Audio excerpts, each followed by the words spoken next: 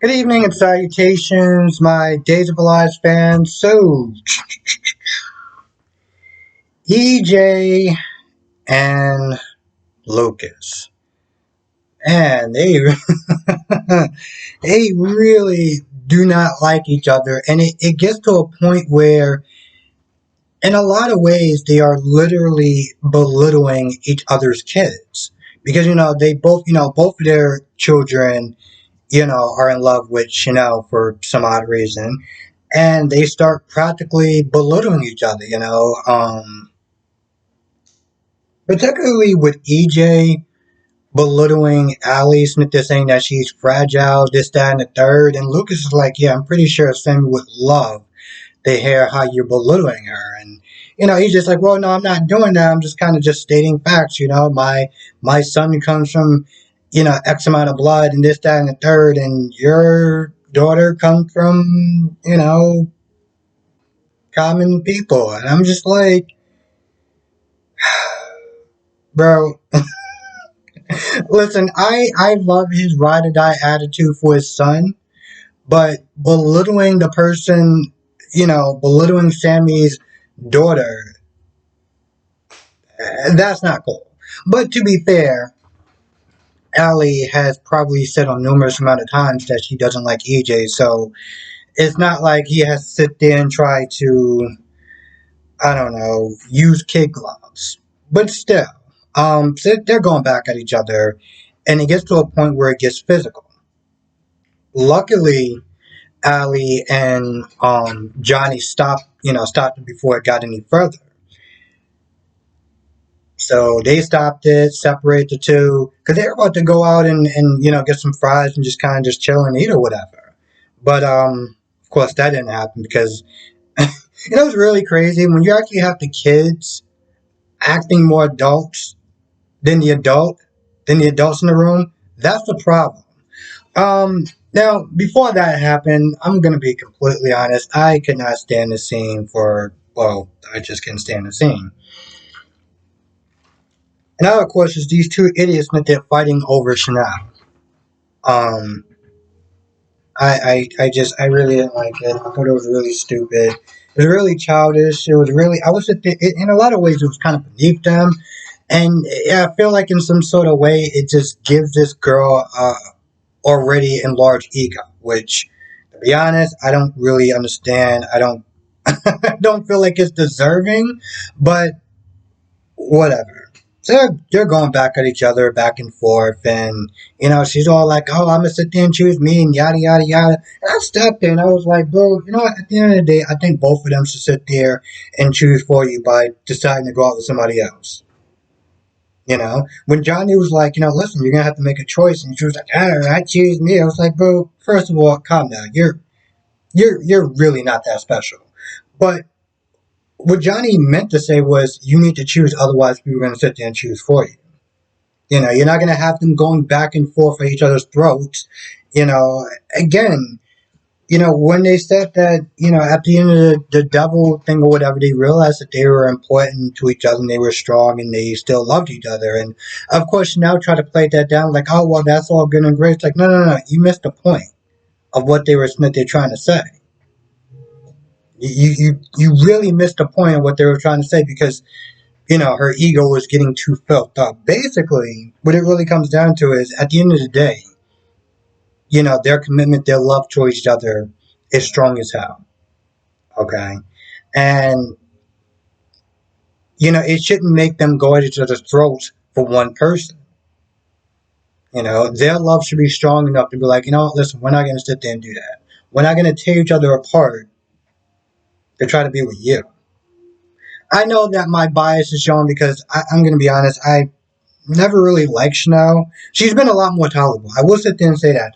Ever since they switched actresses, they switched it to, people playing her. I always have a hard time saying that word. Actresses. Okay, you get what I'm saying. But ever since they switched to two people playing her, she's been a lot more tolerable. Um, but with that being said, I'm still not a huge fan of hers, and I just feel like it would be a shame. Yeah, I think that was another reason why I just got so annoyed with the whole scene. It was like y'all literally just sat there and fought for each other from the devil, and y'all two are tearing each other over her. Like, really, you're gonna tear each other apart over her? Which is why I called them two idiots in the beginning. Um, they're like, Chanel, whatever, fine, get your time, your space. I feel like at this point, one of them just kind of drop out at this point. She'd be like, screw it. And it'll probably bring her ego down to size a little bit.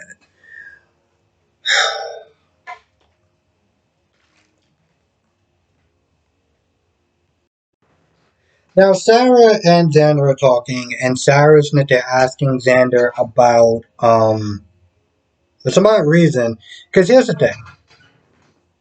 Xander was like, listen, while we were separated, I wasn't exactly alone. And at first I was like, oh, I get it, whatever, you dated some people. And he was like, no, I only dated one person and we were going to get married. But, it's kind of like over, kind of kiboshed by now. But for some odd reason, Sarah wanted to, at first, Sarah seemed like she was upset. And I was like, sweetheart, you are not the center of the universe. Like, you're really not. Um, but Sarah wanted to know how they got together, how they fell in love. I don't really understand why. Um, but he pretty much kind of told her from beginning to end, for the most part. Also, that Gwen was the one that, knew about her disappearance and didn't say anything. So they got past that. I mean, it is. She even said it's going to take my mind to, it's going to take me a minute to wrap my mind around the fact that you're engaged to somebody else. But, you know, we're good. We're going to go see Maggie. They run into Chanel, and Chanel's like, oh, I guess you don't need my help. And at this point, Xander was like, yeah, no, we don't. We're good. We're about to leave. And Chanel, for some odd reason, and I still do not understand why, she decided to sit there and say, oh, I'm Xander's ex-wife. Oh, what? You didn't tell her that? Dope, dope, dope, dope, dope. Like, bro, seriously? Why did you feel the need to sit there and say that to her for? You could have sat there and said that they were friends because they did have somewhat of a friendship. You could have just said that. You didn't have to sit there and say, oh, I'm his ex-wife. But of course, she did that because, well, plot. Plot.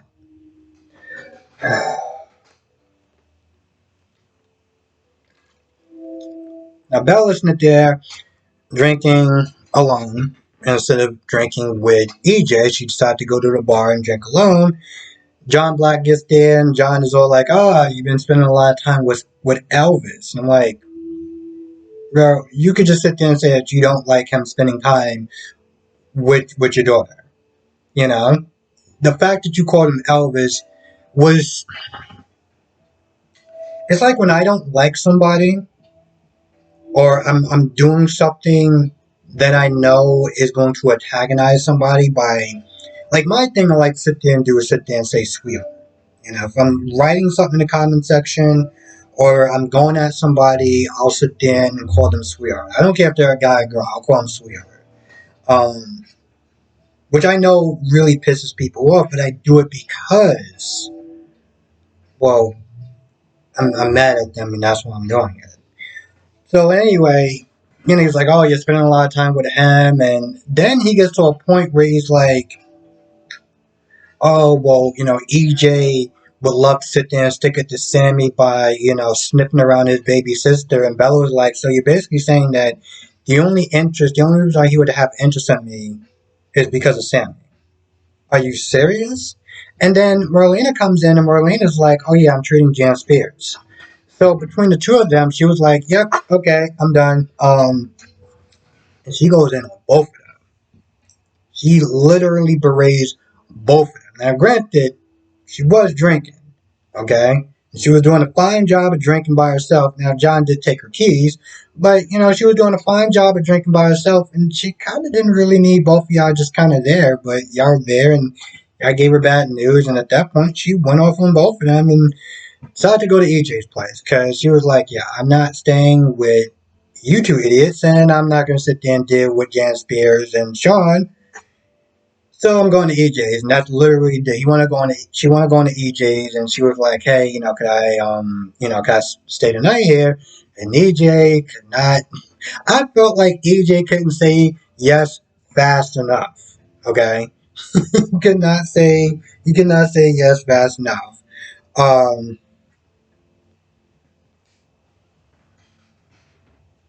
EJ. That is one of my favorite characters. Is EJ. It's amazing because when he first came into the door, the first time he came in, he was like, "Oh, I'm here to collect my wife." I was like, well, "I was just entitled prick," and now I'm just like, "I love that guy. That guy is awesome. I love that guy." What else we got? Jan Spears crap. So Sean is not there, feeding her some healthy food, and she's like, "I want some greasy, salty crap," and he's like, "Hey, listen, just try it." So now he's feeding her. He's literally sitting there saying, "Hey, here's a spoon." He's literally feeding her. And Marlena walks in, which I'm just like, so we just don't knock anymore, right? We just don't bother to knock. We just walk on in. Like, I don't give a damn if she's Marlena's, if she's Bella's mother. I'm not just gonna sit there and have my mother-in-law just walking in anytime the house she feels like it.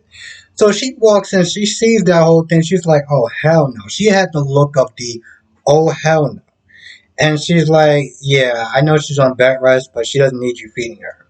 So you know, and she does sit there and say no to Janet Spears at first. She does eventually change her mind, but she does say no at first. Now I'm looking at this whole thing and I'm like, isn't this a conflict of interest anyway? Like your daughter has been terrorized by this woman, and you're gonna treat her really? Because I feel like if it doesn't go the right way, can't she like sue for malpractice or something like that? Oh, you gave me bad advice because I did a bunch of horrible things to your daughter. She did. Like I'm just saying, like, I feel like it's already a conflict of interest. But she's like, yeah, no, that's not going to happen. So at this point, Jan Spears decided to do what she did with Ben. Throw her past in her face. "Oh, I thought you would need the good business, saying how you're possessed by the devil and you woke me up and you had me do all this sort of stuff and I'm not holding against you and yada, yada, yada." And when that doesn't work, okay, when that doesn't work, then she goes to plan B. "But don't you think this baby should actually have a good mother?" Oh, I get what you did because now you're a mom and now she's a mom. You played the mother card. Oh, I got it. And of course it works. Okay? Of course it works. She's like, "All right, yeah, we can start, soon or whatever." And so she leaves and Sean is being nice to her and he's like, "I'm going to bed." And, of course, Crazy Jan Spears is all like, "See, we're gonna be back. We're gonna get together sooner or later. Mommy and Daddy are gonna get back together. We're gonna get together sooner or later." I'm just like, "Yep, that's Crazy Jan Spears right there, just full of delusion." That was really sad.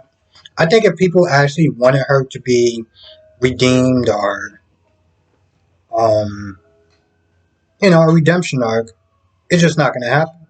It's just not gonna happen. She's been playing the villain for far too long. The fact of the matter is, I'm surprised they actually let Xander be a good person. I mean, I saw clips when Xander was hanging out with the boys, Orpheus and Clyde, just getting into all sorts of trouble. Okay, and now they made him a good person. Now, granted, they did it because of the love of Sarah Horton, but whatever. But I don't feel like they're going to do that with Jan Spears. I think they're going to keep her, delusional and obsessed with Sean. And which, by the way, she sat there. One of her arguments towards Marlene was using her past as a way to justify her actions. X, Y, and Z happened to me, so it wasn't like I got a fair hand, and I've been, my